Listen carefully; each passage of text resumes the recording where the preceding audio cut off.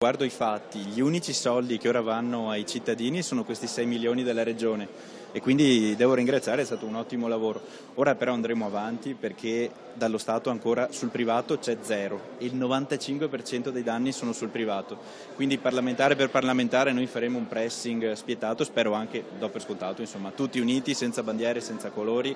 I nostri parlamentari hanno già presentato un emendamento richiedendo i soldi che servono, quindi insomma ci aspettiamo una risposta a livello dei volontari che si sono attivati gratuitamente. Siamo continuamente in contatto sia per i criteri di ripartizione dei fondi, sia per affrontare e superare tutti gli ostacoli burocratici che altrimenti prolungherebbero all'infinito il lavoro di cui invece c'è un bisogno molto rapido. Serve una legge ad hoc, un provvedimento specifico fatto dal Parlamento, sia la strada dell'Emilia sia qualche altra strada, noi dobbiamo ridare il tetto a chi lo ha perso. Ma adesso c'è una grandissima incertezza proprio sugli orientamenti a livello nazionale. È certo che avere la vicinanza della Regione e del Governatore che ci accompagnano in questo percorso per noi nuovo è una cosa molto molto importante.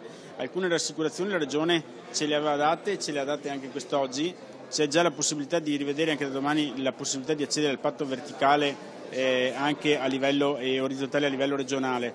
Aspetto con fiducia a livello governativo, anche se sono un attimino demotivato,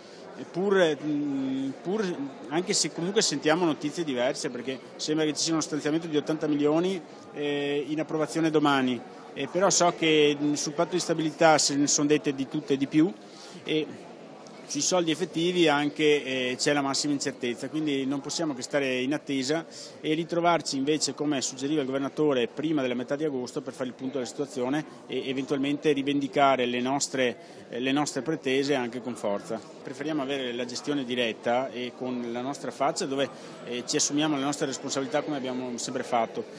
Mi sembra che sia la strada giusta per evitare quella burocrazia che rallenterebbe quegli aiuti che la gente si aspetta.